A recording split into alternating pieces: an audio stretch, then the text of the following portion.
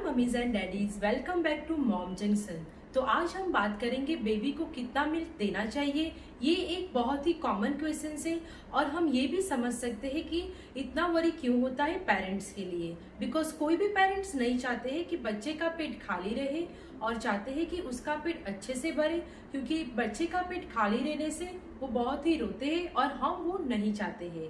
और दूसरा ये हम चाहते हैं कि बच्चे का पेट अच्छे से भरे और बच्चे की हेल्थ अच्छे से बनी रहे। उस वजह से हम चाहते हैं कि उसका पेट अच्छे से भरा रहे। तो आइए वीडियो स्टार्ट करते हैं। हमारे सारे वीडियो को सबसे पहले देखने के लिए सब्सक्राइब बटन पे क्लिक करें और रेगुलर अपडेट्स के लिए बेल आइकन को क्लिक करना ना भूलें। Welcome to Mom Junction.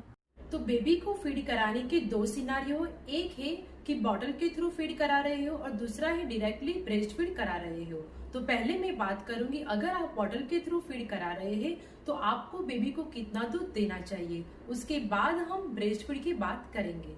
तो पहला मेरा पॉइंट है बॉटल फीडिंग गाइडलाइंस। नॉर्मली जो गाइडलाइंस होती है वो बॉटल फीडिंग की वो ये है 30 ml पर आवर के हिसाब से आप बेबी का दूध बनाओ, डिपेंडिंग ऑन कि बेबी कितनी देर बाद दूध ले रहा है।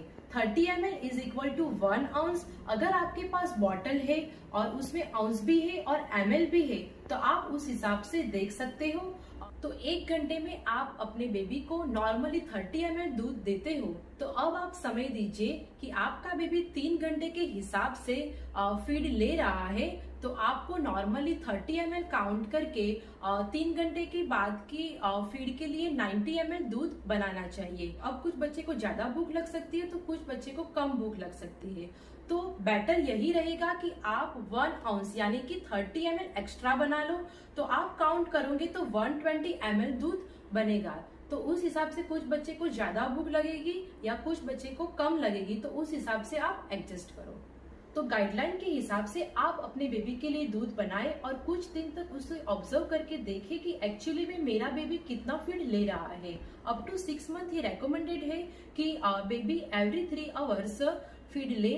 थोड़ा बहुत आगे पीछे हो जाता है तो कोई बात नहीं, लेकिन आपको एक गाइडलाइन के हिसाब से दूध जरूर देना चाहिए। और रात के टाइम पे आप मैक्सिमम 5 घंटे के बाद फीड जरूर करा देना चाहिए। बिकॉज क्योंकि क्या होता है कि बच्चे फीड कराने से बच्चे का टमी ठीक रहता है, गैस की प्रॉब्लम नहीं होती है और रात को अच्छे से सोते हैं। तो आपको ये गाइडलाइन के हिसाब से बेबी को दूध देना चाहिए। तो एक चीज ये कि जानना बहुत जरूरी है कि कुछ बच्चे का एकदम से फीडिंग रिक्वायरमेंट चेंज हो जाता है। कुछ बच्चे को ज्यादा भूख लगती है तो कुछ बच्चे को एकदम से भूख चली जाती है।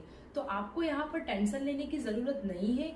आप अपने बेबी को ऑब्जर्व करो कि ऐसा क्यों हो रहा है। कुछ बच्चे को ये टीथिंग के फेस में होता है।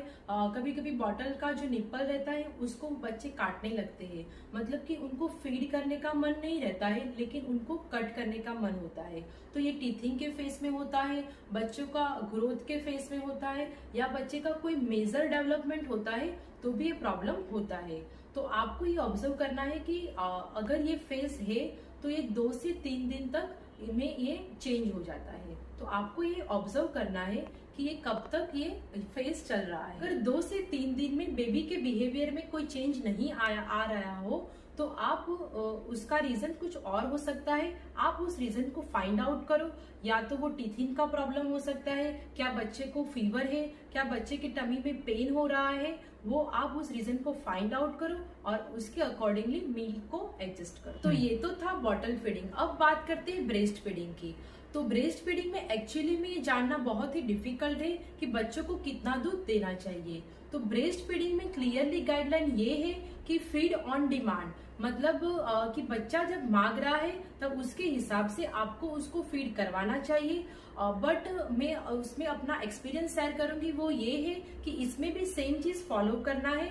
हर 2 घंटे में आपको बेबी को फीड कराना है दिन में, और रात में 2 से 3 घंटे में बेबी को फीड कराना है। अगर बच्चा सो रहा है तो कोई प्रॉब्लम नहीं है, 5 घंटे तक उसको कोई प्रॉब्लम नहीं है। ब्रेस्ट फीडिंग के केस में आपको ये ध्यान रखना है कि बेबी फीड करते करते सो नहीं जाए। अगर बेबी फीड करते करते सो जाएगा तो बेबी का पेट पूरा नहीं भरेगा और वो जल्दी से उठेगा और फिर से वो फीड का डिमांड करेगा। तो आप हमेशा ये एंश्योर करो कि बेबी का फीड करते सो न जाए, वो उठा रहे तो आप ये भी करते हो, कान के पीछे या पैर के नीचे कुछ ऐसा करो कि बेबी फीड करते करते वो जगा रहे। और हमेशा बेबी को 15 मिनट एक ब्रेस्ट पे और 15 मिनट दूसरे ब्रेस्ट पे आप फीड करवाओ, जिससे बेबी का पेट अच्छे से भरेगा और वो नॉर्मली वो 2 से 3 घंटे के बाद ही वो दूसरा फीड लेगा। अगर आप ऑब्जर्व कर रहे हो और आपका बच्चा हर 1 घंटे में फीड ले रहा है या फिर वो 1 घंटे से फीड किए ही जा रहा है, तो इसमें कुछ एनालिसिस करने की जरूरत है। इसमें एक रीजन ये भी हो सकता है कि आपका फीड कम हो रहा है और बच्चे को पूरा नहीं हो रहा है। और दूसरा रीजन सिमिलर है कि उसको टीथिंग का प्रॉब्लम है या फिर उसको फीवर है या फिर कोई डेवलपमेंट का भी प्रॉब्लम हो सकता है। आप ये ऑब्जर्व कीजिए और ये कंटिन्यूस हो रहा है तो उसका फीडिंग पैटर्न चेंज हो रहा है। और अगर आपका ब्रेस्ट फीड कम हो रहा है तो आप अपने डॉक्टर्स के पास कंसल्ट कीजिए और फॉर्मूला मिल्क उसको दे सकते हो। तो ये बहुत ही सिंपल वीडियो है लेकिन बहुत ही इम्पोर्टेंट है, तो हमें लगा कि आपके साथ शेयर करके आपको आपको हेल्प हो सकता है अपने बेबी की डिमांड को फुलफिल करने के लिए। Every baby is different, every babies demands बिल्कुल अलग होती है, तो आप थोड़ा बहुत एडजस्ट कीजिए अपने बेबी की डिमांड के हिसाब से। और 2 से 3 दिन बेबी की डिमांड शिफ्ट होती है तो बिल्कुल घबराए नहीं, थोड़ा पेशेंस रखो। मदरहुड का दूसरा नाम ही पेशेंस है, तो आप अपने थोड़ा पेशेंस रखो एंड अकॉर्डिंगली बेबी के नीड के हिसाब से डिमांड को थोड़ा बहुत एडजस्ट कीजिए। फाइनली इस वीडियो को शेयर कीजिए। ये बहुत ही कॉमन क्वेश्चन है और इसका सॉल्यूशन बहुत ही सिंपल है।